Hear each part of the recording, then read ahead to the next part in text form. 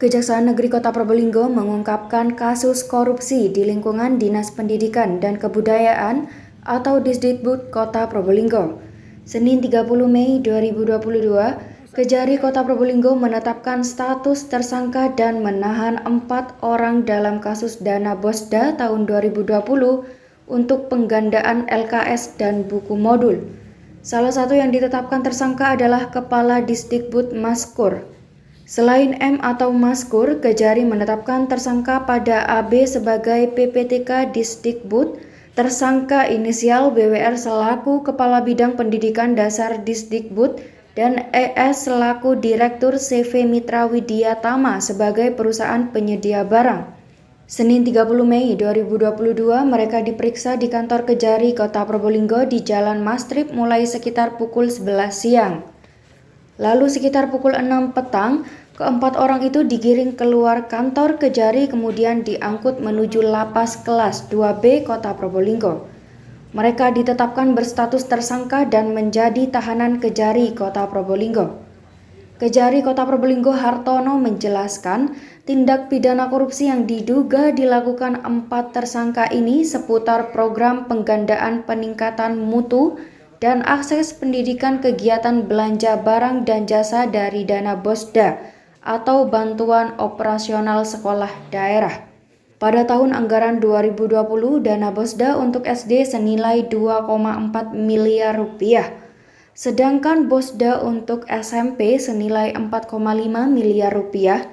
Dari dana Bosda senilai 6,9 miliar rupiah itu, ada yang dialokasikan untuk penggandaan LKS atau lembar kerja sekolah dan buku modul untuk SD dan SMP. Nah, dari program itu Kejari mengendus ada dana yang dikorupsi senilai kurang lebih 974.915.919 rupiah.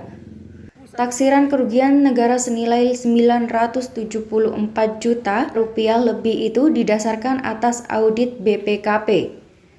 Menurut Kejari, prosedur saat melakukan penggandaan barang dan jasa untuk keperluan Bosda tidak dilakukan dengan sesuai. Maknanya, tersangka melimpahkan praktik pada orang lain secara pribadi. Tersangka menyalahgunakan jabatan untuk kepentingan pribadi dan merugikan negara. Lalu menurut Kejari Hartono, dalam praktiknya, penggandaan LKS dan buku modul yang dilakukan ini amburadul dan tidak sesuai prosedur. Kejari Hartono menyebut amburadul karena tidak ada perjanjian kontrak, penentuan harga pokok penjualan dan administrasinya pun abal-abal. Sejatinya, kata Kejari Hartono, tersangka kasus ini ada 5 orang. Namun, salah satu calon tersangka lebih dulu meninggal dunia saat Kejari melakukan penyidikan terhadapnya. Kejari Hartono menyebut calon tersangka yang meninggal tersebut adalah Direktur PT Arpus. Barusan kita Kejaksaan Negeri Kota Probolinggo menetapkan tersangka dalam penyidikan kasus tindak pidana korupsi belanja penggandaan program peningkatan mutu dan akses pendidikan, kegiatan belanja barang dan jasa bantuan operasional sekolah daerah atau BUSDA, Satuan Pendidikan Dasar, Jenjang Sekolah Dasar dan SMP pada Dinas Pendidikan dan Kebudayaan Kota Probolinggo tahun anggaran 2020. Jadi pagu anggaran BUSDA tahun 2020 ada 6.669.665.328 rupiah. Itu terdiri dari BUSDA SD sebesar 2.478.590.600 rupiah. Kemudian BUSDA SMP ada 4.554.074.728 rupiah. Jadi bagaimana tujuan daripada suatu penyidikan adalah membuat terang suatu tindak pidana dan upaya untuk menemukan siapa pelaku atau tersangkanya. Nah, dalam hal ini sesuai dengan surat perintah penyidikan yang kami terbitkan, yaitu nomor 769/M-5/2024/FD/10/2021 tanggal 7 Oktober 2021. Kami telah melakukan penyidikan, di mana dalam penyidikan sampai dengan saat ini ada 70 saksi ya kami periksa. Kemudian juga kami sita surat-surat, dokumen baik itu dalam pengadaan maupun dokumen lainnya yang berkaitan. Kemudian juga bukti surat terkait dengan laporan hasil audit perhitungan kerugian negara oleh ahli BPKP, serta keterangan ahli dalam ahli perhitungan kerugian negara itu BPKP.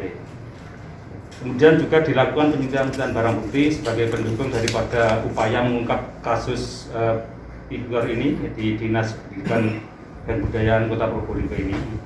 Kemudian dari hasil penyidikan ini setelah kami lakukan ekspos bersama tim, hingga ditemukan bukti yang cukup adanya dugaan tindak pidana korupsi tersebut, yaitu adanya perbuatan melawan hukum ataupun penyalahgunaan wewenang di dalam hal pelaksanaan kegiatan penggandaan program peningkatan mutu dan akses pendidikan, kemudian kegiatan belanja barang dan jasa bantuan operasional sekolah atau BOSDA ini pada Satuan Pendidikan Dasar Jenjang SD dan SMP di Dinas Pendidikan dan Kebudayaan Kota Probolinggo untuk tahun anggaran 2020 yang bertentangan dengan peraturan undang-undang yang berlaku, serta kerugian negara yang secara real telah dilakukan perhitungan negara oleh ahli yang berwenang kurang lebih 979.915.919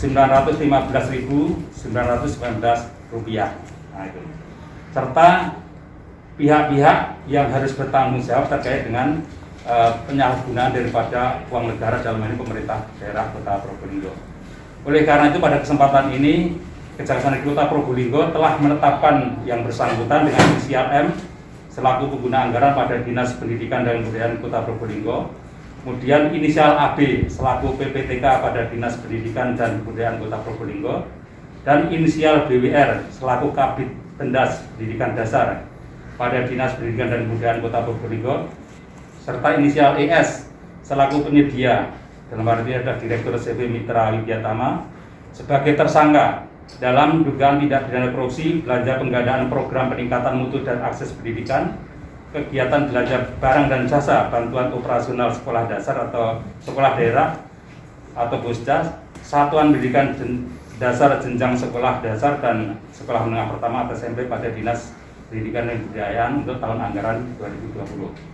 Dan pada para tersangka dikenakan yaitu Pasal 2 Ayat 1 diuntuk Pasal 18 Undang-Undang Nomor 31 Tahun 1999 sebagaimana telah diubah dan ditambah dengan Undang-Undang Nomor 20 Tahun 2001 tentang pemberantasan tindak pidana korupsi diuntuk Pasal 55 Ayat 1 ke 1 KUHP.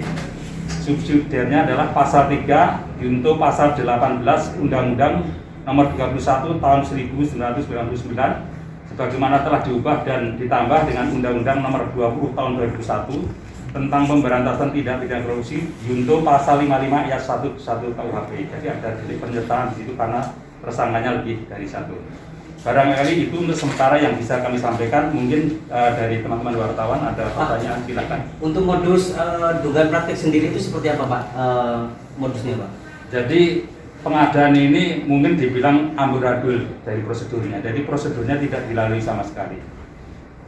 Dari perjanjian kontraknya tidak ada, penentuan HP-nya tidak ada, dan administrasinya abal-abal, boleh bilang ya, seperti itu.